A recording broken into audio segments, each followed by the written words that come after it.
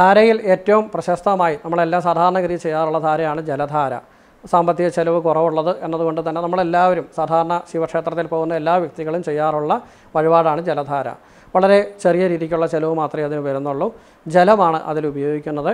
ഭഗവാന്റെ ഈ ശിവലിംഗത്തിൻ്റെ മുകളിലായി വെച്ചിരിക്കുന്ന ധാരക്കിടാരത്തിൽ ജലം നിറച്ച് മന്ത്രജപത്തോടുകൂടി മേശാന്തി അല്ലെങ്കിൽ തന്ത്രി അല്ലെങ്കിൽ പൂജാരി ദർഭപുല്യം കൊണ്ട് ആ ധാരക്കിടാരത്തിലെ തൊട്ടുകൊണ്ട് ദർഭപുല്യം കൊണ്ട് തൊട്ട് യഥാശക്തി വേദമന്ത്രജപങ്ങൾ ചെയ്യുകയാണ് ഇതിൻ്റെ സമ്പ്രദായം. അപ്പോൾ നമുക്കെല്ലാം ധാരാളമായി നമ്മൾ ചെയ്യാറുള്ളതാണ്. ശിവക്ഷേത്രങ്ങളെല്ലാം നടത്തുന്ന വഴിപാടാണ്. അറിഞ്ഞോ അറിയാതെയുള്ള പാപദോഷ ദുരിതങ്ങളൊക്കെ മാറാനും ഏതൊരു വിഷയത്തിലെ തടസ്സങ്ങൾ മാറാനും എല്ലാം ഈ വഴിപാട് ചെയ്യാറുണ്ട്. അപ്പോൾ ഇത് നമുക്ക് ഒരു കുറച്ചുകൂടെ സന്തോഷകരമായിട്ട് മുന്നോട്ട് പോകാൻ വേണ്ട ശക്തിയും ഊർജ്ജവും എല്ലാം ലഭിക്കുന്നതിന് പ്രയോജനപ്പെടും. ഈ വഴിപാട് നമുക്ക് ശിവരാത്രി ദിവസം ചെയ്യാം.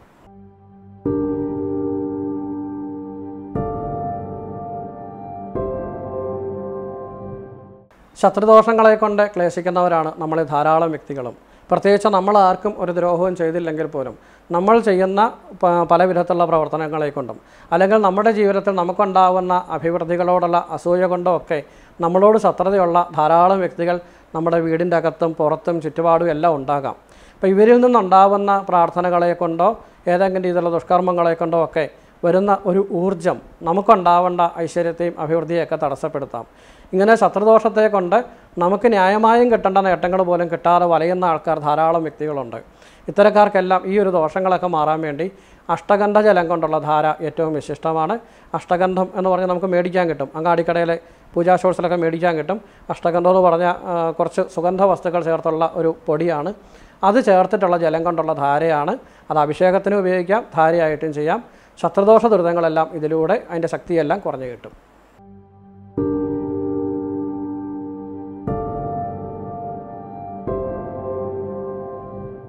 കാര്യവിജയത്തിന് വേണ്ടി ചെയ്യാവുന്ന പ്രധാനപ്പെട്ട ഒരു വഴിപാടാണ് ക്ഷീരധാര. പാലുകൊണ്ട് ധാര നടത്തുക എന്നുള്ളതാണ് ഇതിൻ്റെ സമ്പ്രദായം. ശുദ്ധമായ പശുവിൻ പാലുകൊണ്ട് ഭഗവാൻ അഭിഷേകം ചെയ്യുന്നത് ഏറ്റവും വിശിഷ്ടമാണ്. സാധാരണ രീതിയിൽ തന്നെ ശംഖ് കൊണ്ട് ശിവലിംഗത്തിൽ അഭിഷേകം ചെയ്യാറുണ്ട്. അല്ലാതെ ധാരക്കിടാരം എന്ന് പറഞ്ഞൊരു പ്രത്യേക പാത്രം ശിവലിംഗത്തിൻ്റെ മുകളിലായി പ്രത്യേകം ഉറപ്പിച്ച് അതിൽ നിന്നും ധാരയായിട്ട്, അതായത് ഇറ്റിറ്റ് വീഴുന്ന രീതി, കുറേശ്ശെയായിട്ട് വീഴുന്ന രീതിക്ക്, ഇടമുറിയാതെ വീണുകൊണ്ടിരിക്കുന്ന രീതിക്ക് ഭഗവാന്റെ ശിരസിലേക്ക് ജലം വീഴുന്ന ആ ഒരു സമ്പ്രദായത്തിനാണ് ധാര എന്ന് പറയുക. ധാര പല രീതിയിലുണ്ട്. ജലധാര, ക്ഷീരധാര, ഘൃതധാര, ഇങ്ങനെ പല രീതിയിലുള്ള ധാരകളും നടത്താറുണ്ട്. അപ്പം ഏതൊരു വിഷയത്തിലെയും തടസ്സങ്ങളൊക്കെ മാറി കാര്യസിദ്ധി ഉണ്ടാവാൻ, കാര്യവിജയത്തിന് വേണ്ടിയൊക്കെ ക്ഷീരധാര നടത്താവുന്നതാണ്.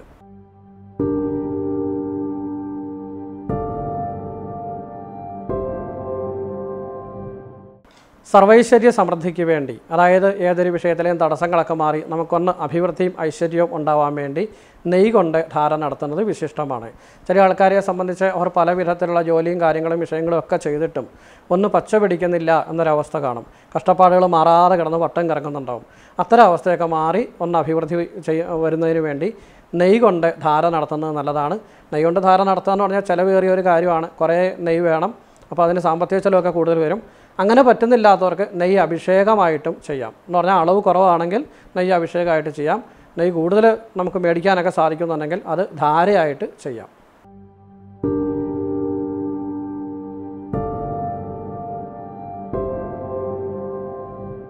മനഃശാന്തിക്കും പാപശാന്തിക്കും വേണ്ടി കരിക്ക് കൊണ്ടുള്ള അഭിഷേകം വിശിഷ്ടമാണ്. കരിക്ക് കൊണ്ട് ധാരയായിട്ടും നടത്താം. അപ്പോൾ അഭിഷേകത്തിന് സാധാരണഗതിക്ക് ഒരു കരിക്ക് അല്ലെങ്കിൽ 1, 3, 5, 7 ഇങ്ങനെയൊക്കെയുള്ള സംഖ്യകളാണ് എടുക്കുക. മനഃശാന്തിക്ക് വേണ്ടിയും പാപശാന്തിക്കും വേണ്ടിയാണ് ചെയ്യുക. അതായത് പല വിധത്തിലുള്ള ടെൻഷൻ നമ്മുടെ മനസ്സിൽ വന്നു കയറിയിട്ട് നമുക്കൊരു കാര്യവും ചെയ്യാൻ സാധിക്കാത്തൊരവസ്ഥ വരാം. മനസ്സെപ്പോഴും അസ്വസ്ഥമായിക്കൊണ്ടിരിക്കുന്ന അവസ്ഥ. അതൊന്നും മാറി മനസ്സിനൊരു സ്വസ്ഥത കിട്ടാൻ വേണ്ടി, അപ്പോൾ നമുക്ക് ചെയ്യുന്ന കാര്യങ്ങൾ കുറച്ചുകൂടെ സന്തോഷമായിട്ട് ചെയ്യാൻ പറ്റും. ആ ഒരു അവസ്ഥയ്ക്കൊക്കെ ഈ കരിക്ക് അഭിഷേകം ഏറ്റവും നല്ലതാണ്. കൂടുതൽ കരിക്കൊക്കെ നമുക്ക് സംഘടിപ്പിക്കാൻ സാധിക്കും എന്നുണ്ടെങ്കിൽ അത് ധാരയായിട്ട്, അതായത് കരിക്ക് പൊട്ടിച്ച് ഈ ധാരക്കിടാരത്തിലൊഴിച്ച് ഭഗവാൻ കുറേ നേരം, ഒരു യാമോ എന്നൊക്കെയാണ് പറയുക. ഒരു യാമോ എന്ന് പറഞ്ഞാൽ 3 മണിക്കൂറാണ്. അത്രയും സമയമൊക്കെ ധാരയായിട്ട് വീണമെങ്കിൽ ധാരാളം സാധനം വേണ്ടി വരും. അപ്പോൾ അതിന് സാധിക്കുന്നവർക്ക് അങ്ങനെ ചെയ്യാം. അല്ലാത്തവർക്ക് അഭിഷേകം മാത്രമായിട്ടും ചെയ്യാം. അതിന് കുഴപ്പമില്ല. ഇപ്പോൾ ശിവരാത്രിയുടെ സമയത്ത് ഈ പല സന്ദർഭങ്ങളിൽ, അതായത് ഉഷപൂജയ്ക്കും ഉച്ചപൂജയ്ക്കും ഇങ്ങനെ പല സന്ദർഭങ്ങളിൽ നടക്കുന്ന പൂജകളിലെല്ലാം ശിവക്ഷേത്രങ്ങളിൽ ഈ അഭിഷേകം ഏറ്റവും വിശിഷ്ടമാണ്. ആ സമയത്ത് നമ്മൾ കൊടുത്ത് ഈ കാര്യങ്ങൾ ചെയ്യിപ്പിക്കാം. പാപദുരിതങ്ങൾ മാറാനും ഈ കരിക്കഭിഷേകം അല്ലെങ്കിൽ കരിക്ക് കൊണ്ടുള്ള ധാര പ്രയോജനപ്പെടും. നമ്മളൊക്കെ ഓരോ നിമിഷവും ഏതെങ്കിലുമൊക്കെ രീതിയിലുള്ള പാപങ്ങൾ ചെയ്തുകൊണ്ടിരിക്കുന്നു. മനസ്സുകൊണ്ടും വാക്കുകൊണ്ടും പ്രവൃത്തി കൊണ്ടും എല്ലാം. അപ്പോൾ അറിഞ്ഞോ അറിയാതെ ചെയ്യുന്ന ആ പാപങ്ങളെല്ലാം മാറാനും അതിലൂടെ നമുക്കൊരു സ്വസ്ഥതയും സമാധാനത്തോടുകൂടി മുന്നോട്ട് പോകാനും എല്ലാം ഈ വഴിപാട് പ്രയോജനപ്പെടും.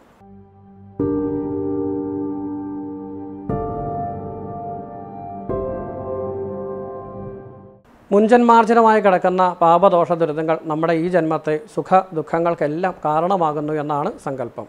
അപ്പം അങ്ങനെ മുൻജന്മത്തെ സംബന്ധിച്ച് കിടക്കുന്ന പാപദോഷങ്ങൾ മാറാൻ വേണ്ടി പഞ്ചഗവ്യം കൊണ്ടുള്ള ധാര ഏറ്റവും വിശിഷ്ടമാണ്. പഞ്ചഗവ്യം എന്ന് പറഞ്ഞാൽ പാല്, തൈര്, ഗോമൂത്രം, ചാണകം, നെയ്യ് എന്ന് പറഞ്ഞ 5 വസ്തുക്കൾ ഒരു പ്രത്യേകമായ കണക്കുണ്ട്. ആ പ്രത്യേകമായ കണക്കോടുകൂടി കൂട്ടിച്ചേർത്ത് ഇളക്കി അതാണ് ഈ ധാരയായിട്ട് ഉപയോഗിക്കേണ്ടത്.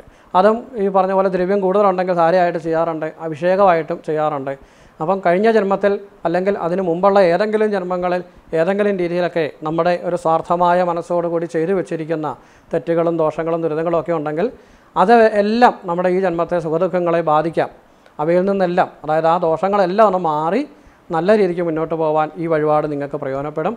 പഞ്ചഗവ്യം അഭിഷേകമായിട്ടും ചെയ്യാം, ധാരയായിട്ടും ചെയ്യാം.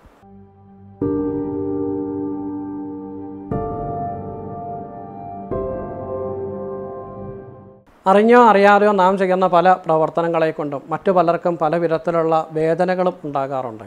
അതിൻ്റെ ഫലമായി അവരിൽ നിന്നുണ്ടാവുന്ന ശാപദോഷങ്ങൾ നമുക്കുണ്ടാവേണ്ട സ്വാഭാവികമായ നേട്ടത്തെ ഒന്ന് പിടിച്ച് പുറകോട്ട് വലിക്കും, ഒന്ന് തടസ്സപ്പെടുത്തും എന്നാണ് സങ്കല്പം. ഈ ശാപദോഷം നമുക്കുണ്ടാവേണ്ട എല്ലാ ഐശ്വര്യങ്ങളിലും നമുക്ക് ഒരു പ്രധാനമായ തടസ്സമായി നിൽക്കാറുണ്ട്. ഇങ്ങനെയുള്ള ശാപദോഷ ദുരിതങ്ങളൊക്കെ മാറാൻ തേൻ കൊണ്ട് ധാര നടത്തുന്നത് നല്ലതാണ്. തേനിന് ഒക്കെ നല്ല വിലയുള്ളത് കൊണ്ട് തന്നെ അത് ധാരയായിട്ട് നടത്തണമെങ്കിൽ വളരെയധികം വേണ്ടിവരും. അപ്പോൾ അതിനൊക്കെ സാമ്പത്തികമായി ബുദ്ധിമുട്ടുള്ളവർ വിഷമിക്കേണ്ട, അത് അഭിഷേകമായിട്ട് ചെയ്താലും മതി. എങ്ങനെയാണോ നമുക്ക് സാധിക്കുന്നത് നമ്മുടെ സാമ്പത്തിക അവസ്ഥ അതിനനുസരിച്ച് ചെയ്താൽ മതി എന്ന് സാരം. വളരെ കുറച്ചേ ഉള്ളെങ്കിലും അത് കൊണ്ടുപോയി കൊടുത്ത് ഭഗവാന് അഭിഷേകം ചെയ്യിപ്പിക്കാം. സങ്കല്പം നല്ല രീതിക്ക് സങ്കല്പം വേണം, പ്രാർത്ഥന ശരിക്ക് വേണം. ഇതിലൂടെ നമുക്ക് വന്നു ചേർന്നിരിക്കുന്ന ശാപദോഷ ദുരിതങ്ങളെല്ലാം മാറണമെന്നുള്ള നല്ല പ്രാർത്ഥനയോടുകൂടി വളരെ കുറച്ചേ ഉള്ളെങ്കിലും അത് കൊണ്ടു കൊടുത്ത് ചെയ്യിപ്പിക്കാം.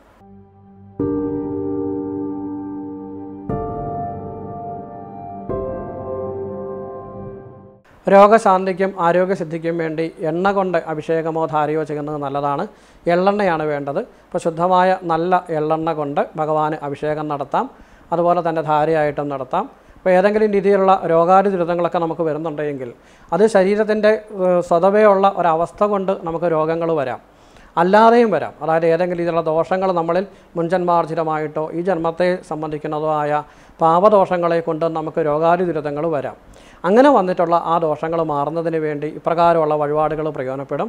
ഭൗതികമായ ശരീര സംബന്ധമായിട്ടുള്ള ഒരു അസുഖം എന്ന രീതി മാത്രം വരുന്ന വിഷയങ്ങൾക്ക് സാധാരണഗതി ചികിത്സ ചെയ്താൽ മാറും. ചില അസുഖങ്ങൾ എന്നാൽ ചികിത്സിച്ചാലും മാറത്തില്ല. കാരണം അത് വെറും ശരീരത്തിനെ സംബന്ധിക്കുന്ന വിഷയം മാത്രമായിരിക്കത്തില്ല, മറ്റു ദോഷങ്ങളുടെ ഒരു പ്രതിഫലനമായിട്ടായിരിക്കും വരുന്നത്. അത്തരം കാര്യങ്ങൾക്ക് ഒരു ദൈവീകമായ അനുഗ്രഹം കൂടെ വരുമ്പോൾ അതിന് പൂർണ്ണമായ ആ ചികിത്സാ വിഷയങ്ങൾ പൂർണ്ണമായി ഫലിക്കുന്നതിന് രോഗശാന്തിക്കെല്ലാം പ്രയോജനപ്പെടും. അപ്പോൾ എള്ളെണ്ണ ഇത്തരം കാര്യങ്ങൾക്ക് ഏറ്റവും വിശിഷ്ടമാണ്. അഭിഷേകമായി ചെയ്യാം, ധാരയായിട്ടും ചെയ്യാം.